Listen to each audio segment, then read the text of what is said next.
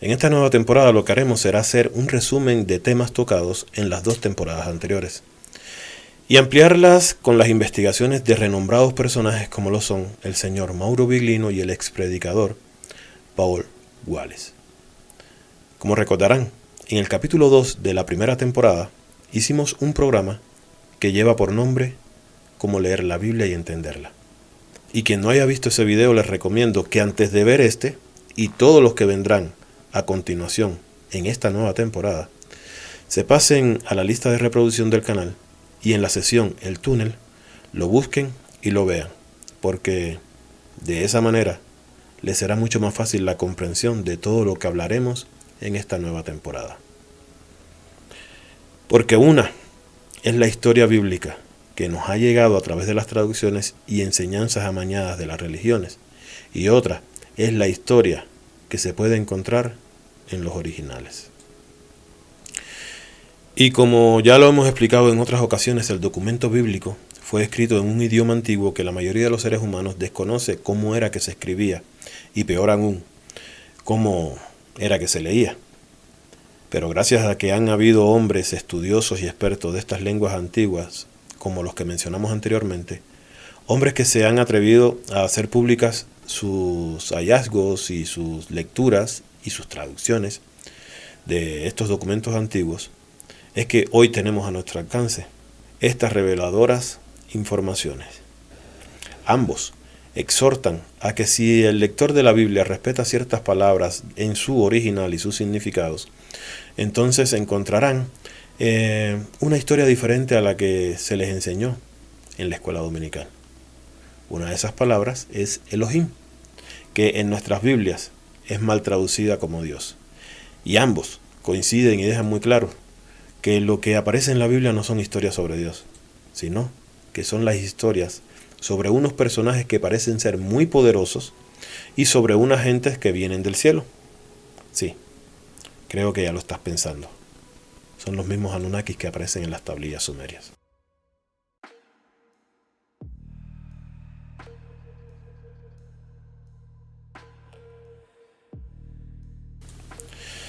Para continuar con este video debemos apoyarnos en las investigaciones de uno de estos hombres, el cual fue predicador por más de 3 décadas y, como todo líder religioso, pasó gran parte de su vida estudiando y enseñando la Biblia como la verdadera e irrefutable palabra de Dios.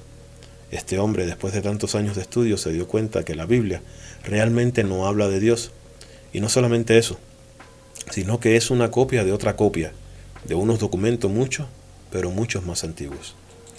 En sus libros El escape del Edén y Las cicatrices del Edén, él cuenta que a finales del siglo XIX hubo un eminente erudito llamado Nathaniel Smith, el cual fue despedido de su cargo como profesor de lenguas semíticas de la Universidad de Colgate. Durante casi o más de 11 años, esta universidad americana había aprovechado la erudición y el conocimiento de lenguas semíticas de Nathaniel Smith. Este impartió numerosos cursos de hebreo, arameo, copto, árabe, siriaco y otras lenguas antiguas. Según el mismo Wallis, Nathaniel Smith fue uno de los principales académicos aquí en los Estados Unidos sobre este campo. Entonces, ¿por qué después de 11 años de sobresaliente logro fue juzgado por herejía y despedido de su mandato en 1896? Aunque Nathaniel Smith era un devoto cristiano y pastor bautista, las autoridades consideraron que sus recientes artículos teológicos habían sacudido los cimientos de 2 religiones mundiales, como lo era en ese momento el cristianismo y el judaísmo. Según relata Wallis, el motivo del despido fue que Nathaniel Smith comenzó a leer los textos sumerios, los babilónicos, los asirios, y comenzó a notar que estaban llenos de paralelismos fascinantes, historias que ocurrieron allí, en esas culturas, y que fueron asombrosamente similares a todas las historias del comienzo de la Biblia, que hoy conocemos. Historias como la de Adán y Eva, la de Caín y Abel, historias como la del diluvio, y hasta los mismos eventos ocurridos en la famosa Torre de Babel. Y los descubrimientos de Nathaniel Smith demostraron que los relatos sumerios y todos aquellos otros relatos que los siguieron desde hace casi 6.000 años eran con toda certeza la fuente de todas esas conocidas historias bíblicas. Ahora bien, Eso fue un problema en la década de 1890, porque si lo piensas bien, la iglesia estaba todavía intentando recuperarse de las secuelas de la teoría del origen de Charles Darwin. Las religiones estaban ocupadas formulando nuevas bases doctrinales bíblicas para poder apuntalar ese edificio de creencias que se les estaba derrumbando. Así que la idea de que la Biblia pudiera estar basada en historias de otras personas y de otras culturas ya era de por sí bastante embarazosa. Y no debería haber sido así, porque el judaísmo y el cristianismo ambas encuentran sus raíces en una historia de una familia sumeria, o sea, la familia de Abraham y Sara. Recordemos que Abraham y Sara crecieron y pasaron la mayor parte de sus vidas en la ciudad de Ur-Kardín, o como mejor es conocida, Ur de los Caldeos. Esta, como todos ya sabemos, era una ciudad sumeria y por ende tenía una cultura sumeria. Cuando ellos emigraron de allí, no es de extrañar o de escandalizarse que ellos llevaron consigo todas esas historias de los comienzos con las que ellos habían crecido. Y por lo tanto estas historias se convirtieron en los cimientos de lo que hoy se convertiría en su cultura, su religión y su Biblia. Tampoco debería ser una sorpresa que en la Biblia tengamos una versión resumida de todas las historias de los textos sumerios, babilónicos y asirios. Ahora bien, ¿en dónde es que radica el problema y lo más chocante? Bueno, en que las versiones originales, o sea, en las versiones sumerias de estas historias no se menciona a Dios en lo absoluto. Las versiones originales sumerias, en esta lo que se narra son las historias sobre contactos de nuestros antepasados con otras especies. Una especie, sobre todo, llamada los Anunnakis. Y la gran pregunta es, ¿podrían las historias hebreas y cristianas sobre Dios ser realmente una recopilación de encuentros cercanos de nuestros antepasados con extraterrestres? Las escrituras plasmadas en estas tablillas cuneiformes, que fascinaron tanto a Nathaniel Smith, fueron desenterradas por primera vez en el siglo XVI, cuando las potencias coloniales comenzaron a excavar en algunos lugares de la antigua Mesopotamia. Durante las décadas que siguieron, se encontraron aproximadamente unas 200.000 tablillas de arcilla. Estas tablillas estaban adornadas con extrañas marcas o símbolos que fueron incrustados allí cuando la arcilla en ese momento todavía estaba bastante blanda. Los investigadores y eruditos de la época estaban divididos en cuanto a los significados de estas marcas. Algunos de ellos creían que estos símbolos eran un lenguaje escrito desconocido. Otros, por su parte, se negaron a aceptar esto, ya que las tablillas parecían ser anteriores a cualquier idioma conocido. Pero al final supusieron de que las marcas no eran más que decoraciones y así se archivaron las tablillas. Y con ellas también quedaron archivados sus secretos, los cuales quedaron enterrados por aproximadamente 3 siglos, hasta que en 1835 Henry Rawlinson llegó al sureste de Irán. Y Rawlinson era un militar que fue empleado por una compañía india que se dedicaba a la industria del té. Y este se encontraba en Irán, supuestamente ayudando al ejército iraní, entrenando a sus tropas. Por un momento nos detendremos en este punto, porque si creíamos que las corporaciones que rivalizan el día de hoy con los Estados-nación es algo moderno, entonces debemos echar un vistazo a esta compañía que se dedicaba supuestamente al té en la India. Era una empresa que era capaz de mover un ejército permanente alrededor del mundo y que entrenaba ejércitos de algunos Estados-naciones. ¿Será que en realidad era una gran compañía de té? De hecho, se piensa que la presencia de Rawlinson en Irán no fue parte de un quid pro quo para negociar sobre sus derechos, o sea, que no era un algo a cambio de algo. Aparentemente él estaba allí para tener acceso a un distrito llamado Benjistun. Ese era su verdadero objetivo. Benjistun. El grabado de Benjistun era una antigua proclamación que estaba tallada en un acantilado, en el cual se encontraba un escrito en 3 conocidos idiomas: persa, elamita y arcadio. Este último era el idioma común de las culturas mesopotámicas. Esta inscripción expresa los 3 idiomas en cultura cuneiforme. Esta llegaría a ser la clave para la traducción de las tablillas cuneiformes que tanto se habían esperado. En aquellos 3 siglos atrás, aquellas cosas que se le llamaron decoraciones de las culturas antiguas de Mesopotamia realmente se convirtieron de repente en libros abiertos. Aquellos símbolos no eran ya por estética, al final resultaron ser registros bancarios, acuerdos comerciales, listas de compra, contratos, recetas, inventarios, historias reales y sobre todo las narraciones más antiguas sobre la historia del mundo.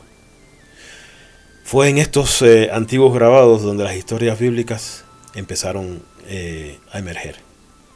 En lo que fue, a nivel académico, Nathaniel Smith se encontraba en buena compañía, ya que él era uno de los pocos que comenzó a confrontar el sistema religioso con esta nueva capa de nuestra historia. Y hay que mencionar que poco después de que la Universidad de Colgate lo despidiera, consiguió un nuevo trabajo en la Universidad de Cornell y fue profesor de lenguas semíticas allí por un lapso de 36 años completos. Y continuó argumentando con su trabajo que estos símbolos cuneiformes realmente revelaban que nuestras primeras historias no se trataban sobre Dios, sino de nuestro contacto prehistórico con seres extraterrestres, o sea, con los Anunnakis.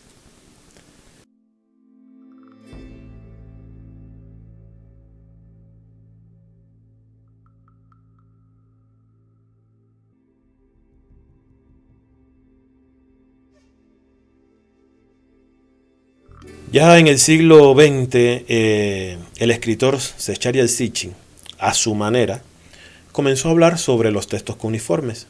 Hizo hincapié en que las historias sumerias explicaban claramente que los Anunnakis eran especies extraterrestres poderosas y avanzadas, y que su llegada al planeta Tierra los puso en la cima de la cadena alimenticia terrestre. Estos, para crear una fuerza de trabajo local, utilizaron secuencias de su propio código genético para mezclarlo con un primate y crear el humano listo para trabajar. Esto según la versión de Sitchin. Fueron hechos para trabajar al servicio de los maestros Anunnakis. Sitchin argumentó que la palabra Anunnaki significaba aquellos que vinieron del cielo a la tierra, una frase que deja muy claro su origen extraterrestre. Hay que aclarar que Zecharia Sitchin no era ni académico, no era doctor ni profesor. Él solo tenía una licenciatura en la Escuela de Economía de Londres y trabajó en comercio. Los escritos de Zecharia Sitchin fueron a nivel popular, es decir, para una audiencia general y no con el tipo de referencias y notas de pie de página que esperarías ver en un tono de tipo académico. A los críticos académicos no les gustó esto, ya que pensaban que era demasiado básico y flojo. Algunos creyeron identificar errores o sesgos en su trabajo. Y aunque no estaban equivocados, ese también fue un pretexto para ignorar su contribución, la cual, a pesar de contener muchísimos errores y opiniones propias, no podemos ignorar de que fue importante, ya que muchos conocimos sobre los Anunnakis a través de los escritos de Zecharia Sitchin.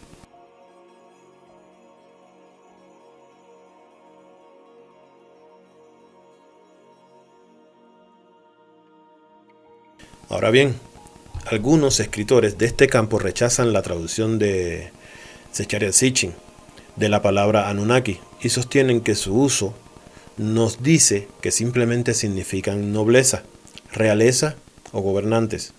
A Wallis y a Biglino no les convence esto. No dicen que no sea cierto, pero piensan que es una respuesta demasiado parcial, una explicación muy perezosa y una falta de cuestionamiento. Pero, ¿quiénes serán los gobernantes a los que se identifican con esta palabra? ¿Por qué esa palabra está asociada con los gobernantes? Y si nos vamos a la etimología de la palabra y en la raíz de su significado y sus componentes, tenemos que Anu significa cielos y Ki significa tierra. Anu, Na, Ki. Es realmente aquellos que vinieron de los cielos a la tierra. Se puede ver la lógica, ¿verdad? Pero incluso si no tuvieras esa narrativa incrustada en la palabra en sí, tan pronto como se lee las tablas cuneiformes, las historias mismas evidencian que eso es exactamente lo que estaba sucediendo, y los símbolos que utilizan para indicar que los gobernantes descendían de los cielos. Al comienzo de la historia, ese símbolo simplemente representa el cielo. Entonces, estos Anunnakis vienen del cielo, son gente del cielo. Muchas de las mitologías más antiguas del mundo afirman que el primer gobierno de la sociedad humana comenzó con el dominio de los seres humanos por seres superiores o dioses. Luego, la gobernación del trabajo se entregó a una etapa superior a gobernantes humanos o reyes. En la mitología egipcia se encuentra la misma narrativa. También, de manera similar, el documento bíblico habla del rey Saúl como el primer rey humano sobre el supuesto pueblo de Dios. En el cuneiforme sumerio se nombra a su primer rey humano, a Gilgamesh. Gilgamesh fue un rey de transición, un híbrido de humanos y de Anunnakis. Este nombre Gilgamesh aparece en uno de los más famosos de los artefactos mesopotámicos, en la lista de los reyes sumerios. Entre listas de la compra, en acuerdos legales, en contratos comerciales y todo lo demás que aparece en las tablillas cuneiformes. Hay también una lista que aparece ser un simple registro de la sucesión de reyes en Sumeria. En las entradas más recientes se registran reinados de 6 a 36 años, pero a medida de que se retrocede en una línea del tiempo entre las listas de los reyes, es decir, cuando buscamos más al principio de esta lista, comienza a aparecer una información extraña, porque de repente vemos una dinastía que duró aproximadamente 24.510 años, 3 meses, 3 días y medio. Esta precisión es totalmente propia de la cultura sumeria, porque es de la misma cultura sumeria de donde proceden los 360 grados dentro de un círculo. También los 60 segundos en un minuto y los 60 minutos en una hora. Por lo que esa precisión no debería sorprendernos. Ahora bien, lo que es extremadamente curioso es que esa dinastía de 24.510 años, 3 meses y 3 días y medio se dividió entre no más de 23 reyes. ¿Qué significa eso? De que hubo un reinado promedio de más de 1000 años cada uno y no es una excepción.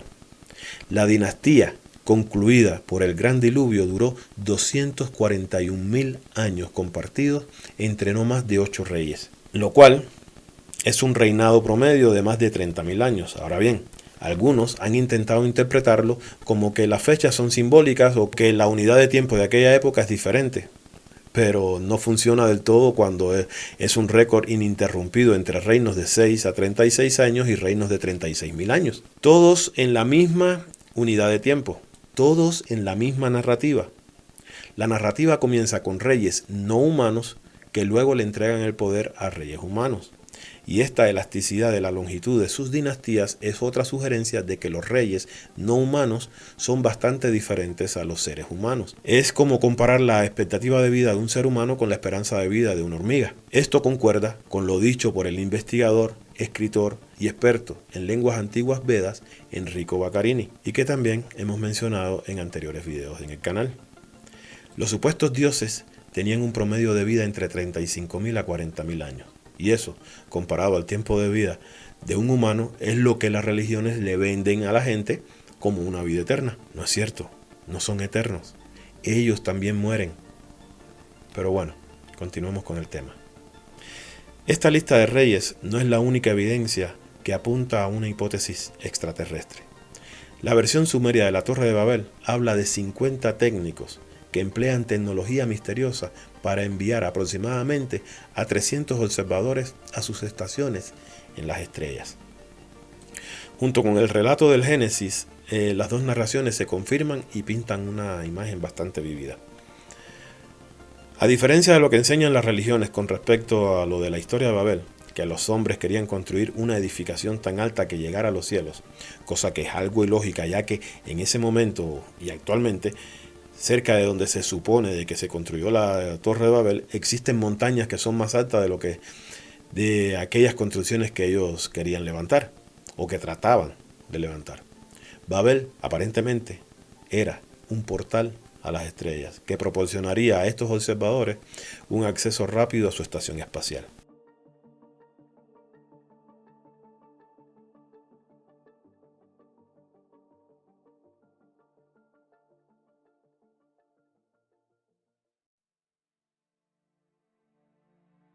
Wallis, en su libro, dice de que hubo una palabra anómala en el Génesis que a él lo empujó a hacer esta investigación y todo lo que corresponde al tema.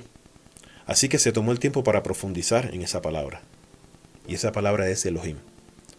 Y en por qué se utilizan dos palabras para Dios en el documento bíblico. Una es la palabra Elohim y la otra es el tetragramatón, traducido en nuestras Biblias como Yahvé o como Jehová.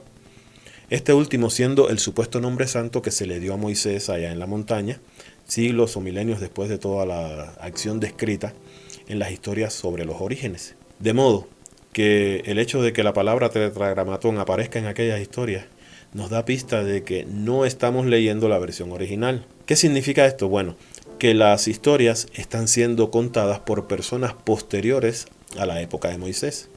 Ahora bien, según Paul Wallis, existe un amplio consenso entre los eruditos bíblicos de que la versión actual del Antiguo Testamento, o sea, la de las escrituras hebreas, fueron editadas o redactadas en algún momento del siglo VI antes de Cristo, y que el redactor, al poner la palabra tetragramatón, que como ya sabemos es traducida como Yahvé o Jehová, dentro de estas historias, esas mismas historias que habían traído Abraham y Sara, lo que están haciendo era que el lector las considerara como historias sobre Dios.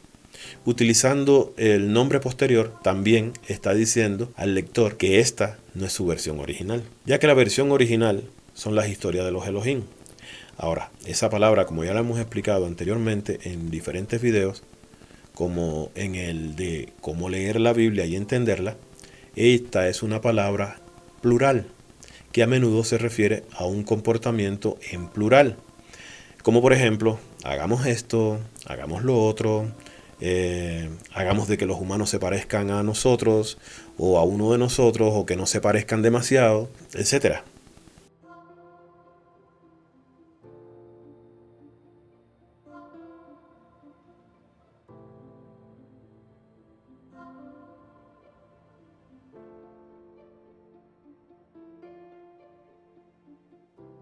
La palabra Elohim a menudo toma formas verbales en plural. En la mayoría de las veces se traduce como Dios, pero en otros textos se utiliza la misma palabra para referirse a los dioses de otros pueblos. Entonces, ¿por qué esta enorme elasticidad en el significado de las palabras? Bien, nuevamente debemos regresar a las raíces de las palabras y preguntar por qué se usa de esta manera y por qué se comporta como un plural. Y cuando mira las partes que componen la palabra Elohim, significa los poderes o los poderosos.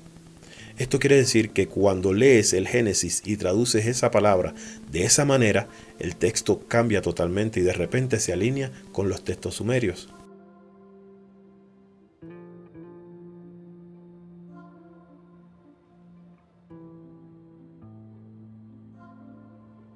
Unos confirman las historias de los otros, y es muy claro que no son historias sobre dioses, son historias sobre los poderosos en la Biblia y la gente del cielo. O sea, son las mismas historias de los Anunnakis de allá, de las tablillas sumerias. Son los mismos.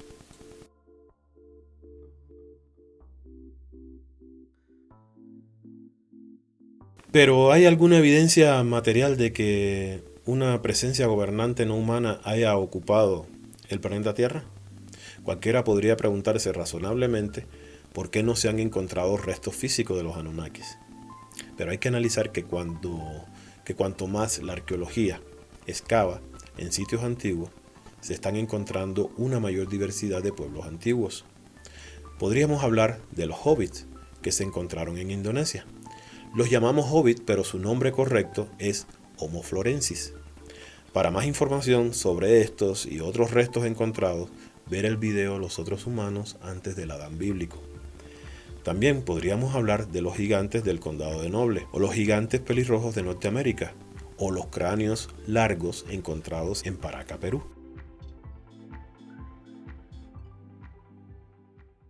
Hay una gran variedad de personas que están comenzando a aparecer a medida de que la arqueología profundiza en nuestro pasado antiguo. Entonces, ¿cómo sabemos que hemos encontrado un Anunnaki? Bueno, en la actualidad existen muchos medios. Uno de ellos es mediante pruebas de ADN. Pero si Gilgamesh, por poner un ejemplo, era realmente un híbrido entre Anunnaki y humano, entonces todo lo que se tendría que hacer es encontrar la tumba real y hacerle una prueba de ADN. Bueno, eso fue lo que sucedió exactamente en Irak en el 2003. Un equipo entró protegido por tropas estadounidenses al comienzo de la invasión de Irak en el 2003 y encontraron la tumba de Gilgamesh. Y todo esto se compartió con la BBC. Y hoy, si tú entras a su sitio web, puedes leer acerca de todo esto. Ahora, la historia oficial es que tras haber localizado el probable sitio de la tumba hace 16 años, al final decidieron no investigar más. Yo no lo creo. De una manera muy similar, en 1927, el arqueólogo británico Leonard Woolley descubrió a una persona conocida como la reina Puabi. Ella era una líder sumeria de alto rango que vivió alrededor del 2500 a.C. y se encontraron sus restos. Hoy que la tecnología nos brinda la oportunidad de realizar pruebas de ADN a la realeza sumeria para confirmar si eran completamente humanos o no, ¿cuál creen que es el resultado? El resultado es de que aparentemente han decidido no investigar más. Yo a la verdad no creo que todo haya sido dejado así. Yo creo que lo hicieron y lo saben, y al final decidieron ocultarlo. Ahora, ¿qué opinan ustedes de esto?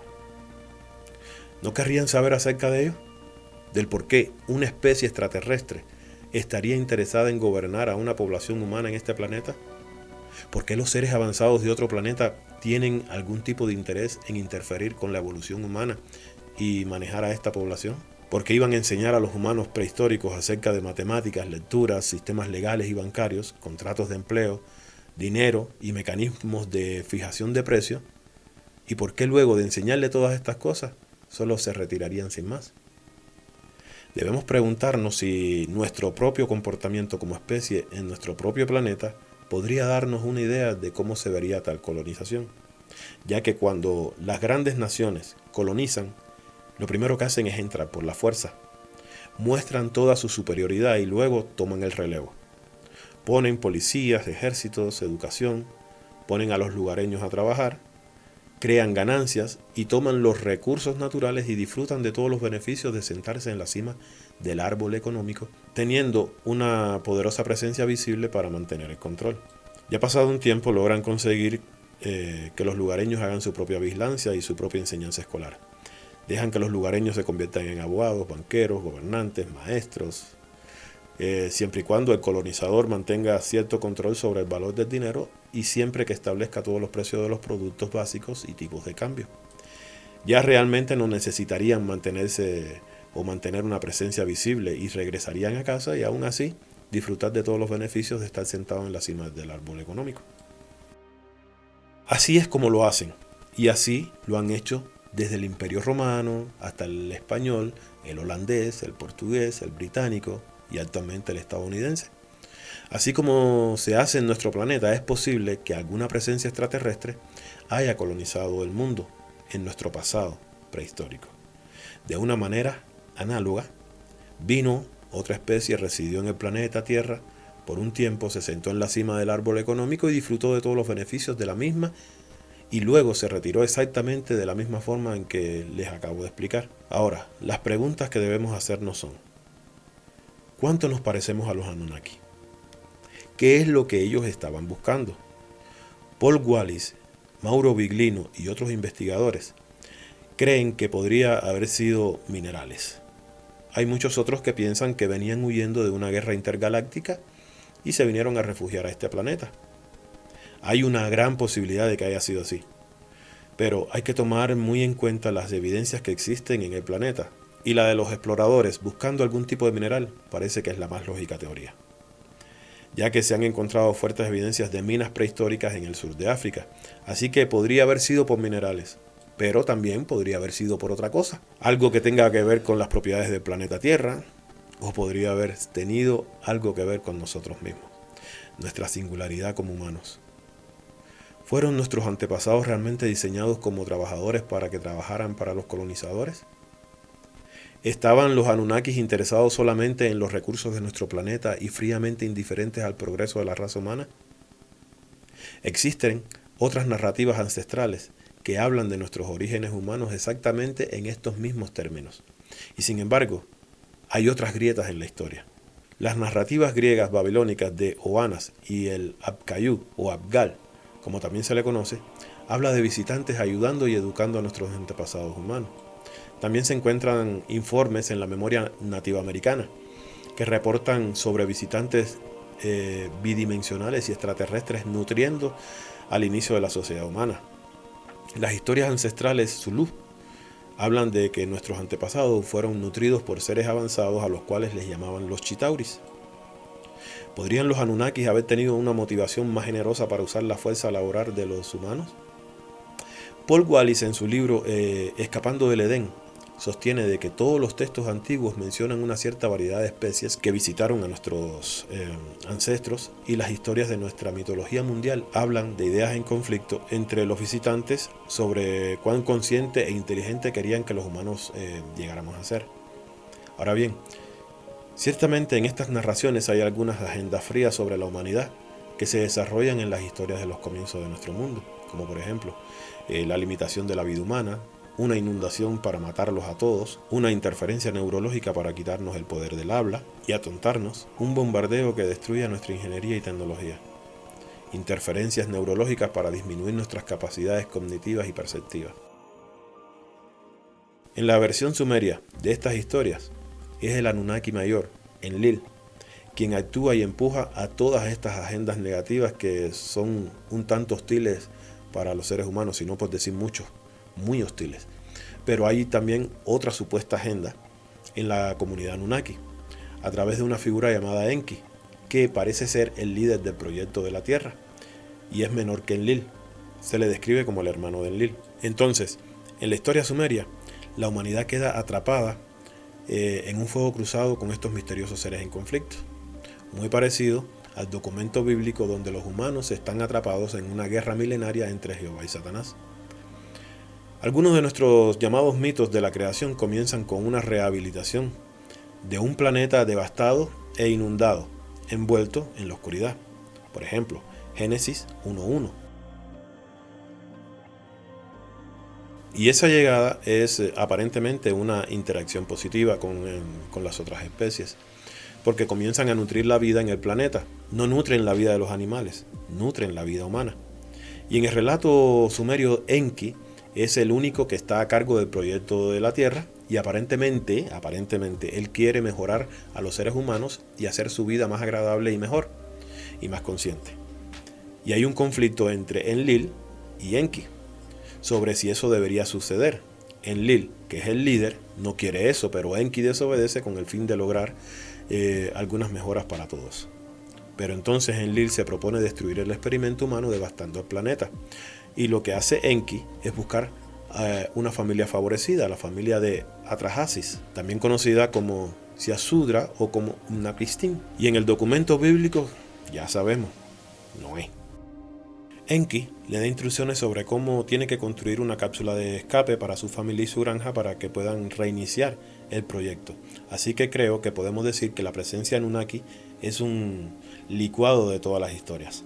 Y la humanidad está realmente atrapada en el fuego cruzado de este conflicto entre especies opuestas acerca del progreso de la sociedad humana. Hay opresión y esclavitud en la narrativa Anunnaki, pero también hay una preocupación por el bienestar humano y la crianza de los seres humanos, por lo que es una historia mixta.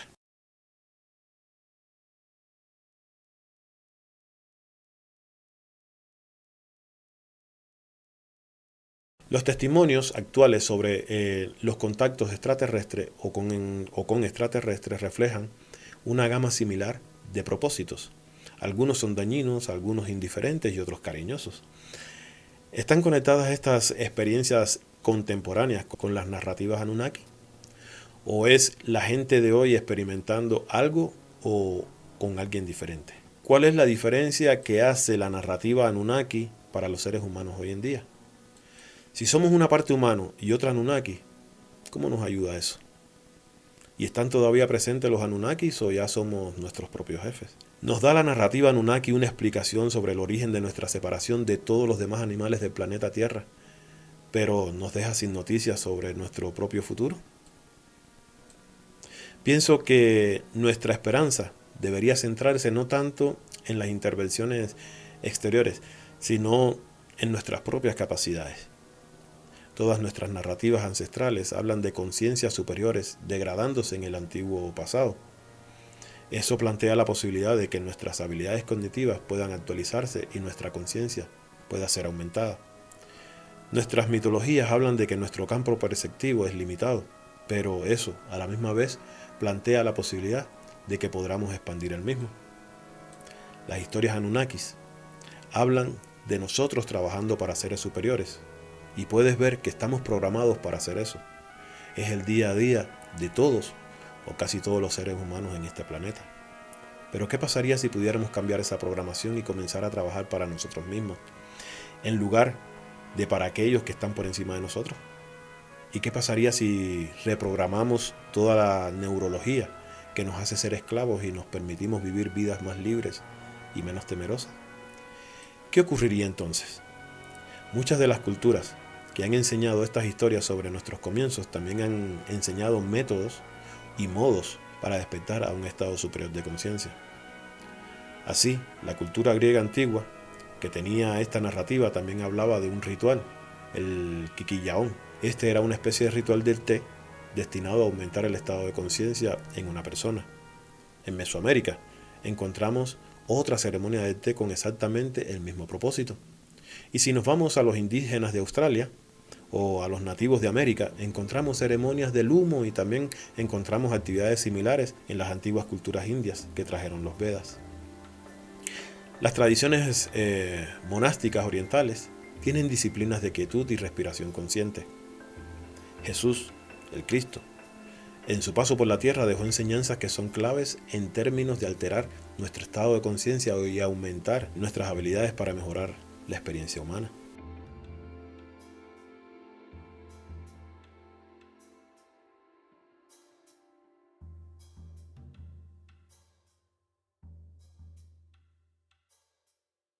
Si acaso son ciertas las historias Anunnakis y que éstas representan nuestro verdadero origen como especie y que los seres humanos somos en parte terrestres y en parte seres superiores, ¿qué significa eso para nuestro potencial como seres humanos?